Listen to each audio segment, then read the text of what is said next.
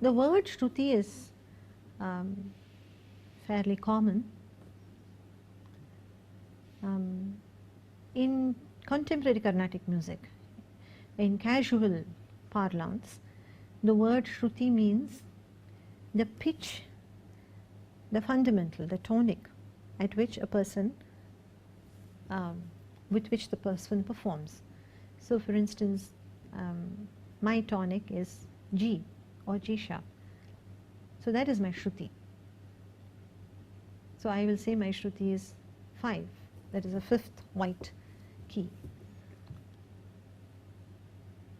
But in the tradition itself, the Lakshana Grantha tradition, this meaning came on much later. The more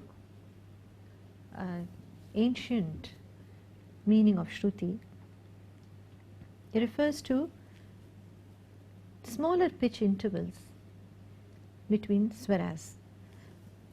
When we were looking at the 12 swarasthanas in an earlier session,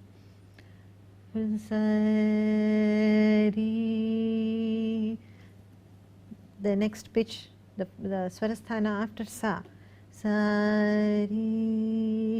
we saw that that's the next pitch.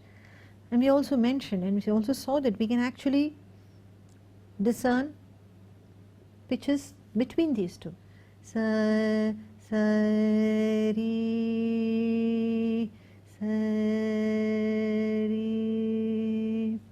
Now this pitch is not yet at re 1.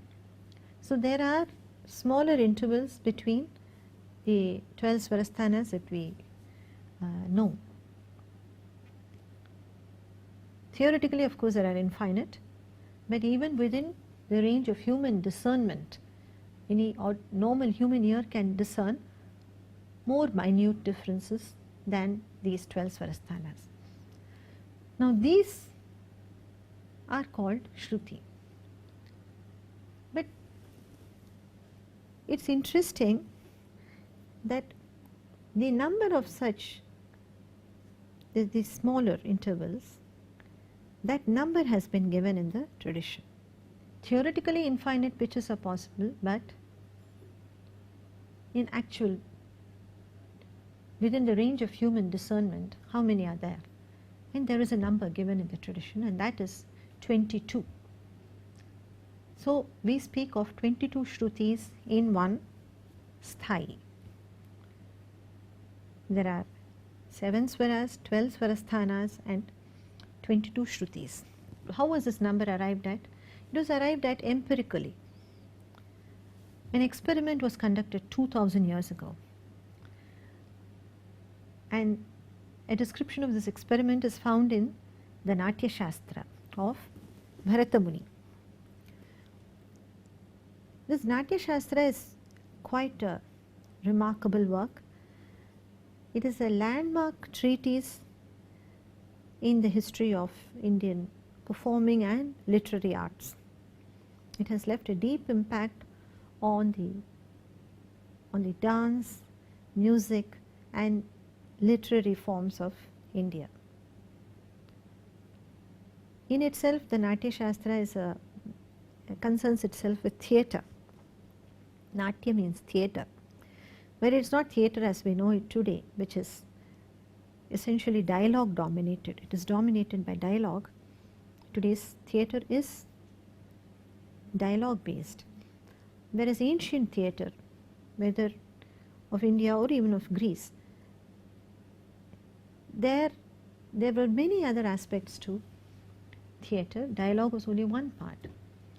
Besides, stylized bodily movements were a part of theatre, music was a part of theatre, dance, and costumes themselves, heavily stylized costumes. So all this went into the making of production of theatre, and Natya Shastra is a manual of theatre. How to produce a successful play. That is what is the concern of Natya Shastra, but there is much more in it than just rules and instructions. The the seminal theory of rasa. All Indians all of us have heard of the Navarasas. The origin of the concept of rasa is in the Natya Shastra. And the 20th chapter of Natya Shastra concerns itself with music.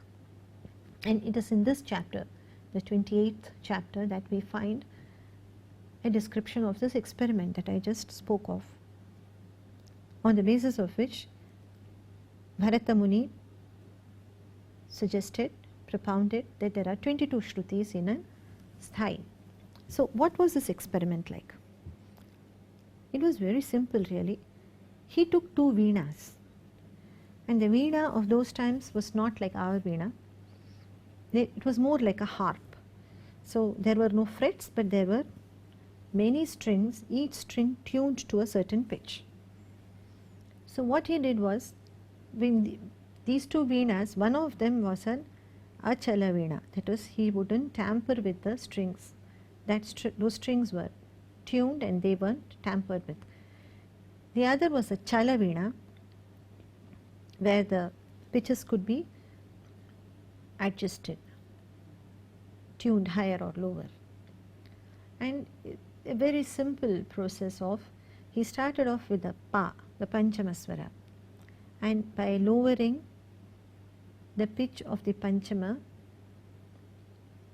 step by step, you lower it just a little so that you are able to discern, yes, this is a slightly lower pitch, now this is a slightly more lower pitch, and so on. He arrived at, he calculated how many times he had to lower the pitch to arrive at the ma of the achala Veena. And this way he went on through the octave, and he arrived at the number 22. Now this number 22 Shrutis has not been contested in the tradition. Everybody accepts that there are 22 Shrutis. And interestingly, I have found references to experiments conducted in more modern times. A.J. Ellis conducted an experiment, a similar calculation really, it was not an experiment, based on calculation, that the ratio between any two pitches that that are separated by the least discernible difference, that is a certain ratio, and given that ratio he calculated that there will be so many microtones in an octave, and that number also comes very close to 22. So what does the word Shruti mean then? Shruyate iti Shruti. It can be heard. That which can be heard is Shruti. And in this sense, actually, the word Shruti probably means an interval. It is this interval, this difference can be heard. A difference between two pitches can be heard, and that is a Shruti.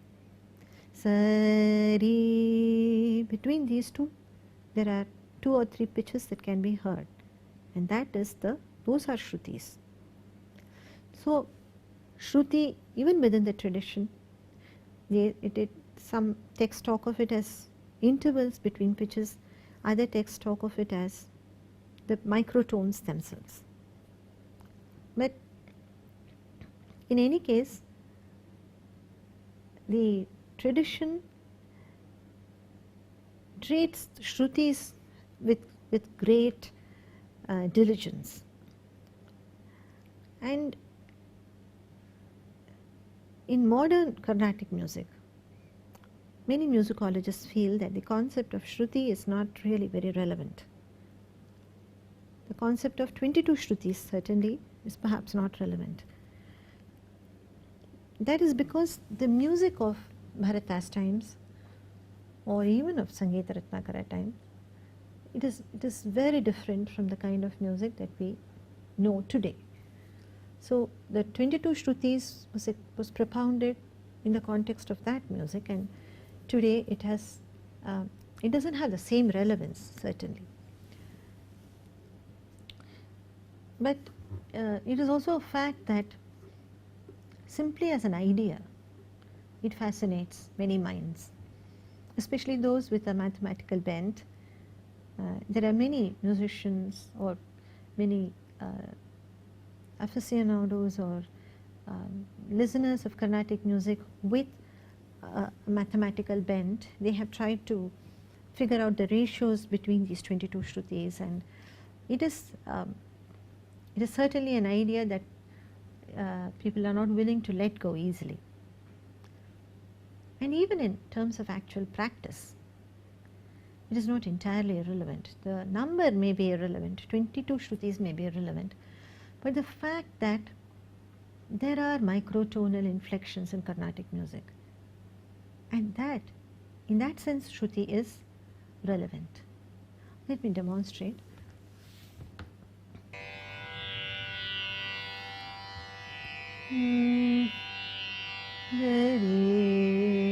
So, the swara is just this. Gari sa, gari sa. But in certain ragas, this Re will be nuanced in a different way. Gari, which is not Re, it's not there. Re, Re, Re. It doesn't quite reach that pitch position. It's lower. And Carnatic music is filled with these other positions between the swarasthanas. They are excited. These pitches are used constantly. So in that sense, Shruti is not irrelevant. Though certainly, yes, the context in which the concept of Shruti was propounded, that no longer obtains. The context, the original context in which the idea of 22 Shrutis was propounded, that music was certainly very different from today's music. But as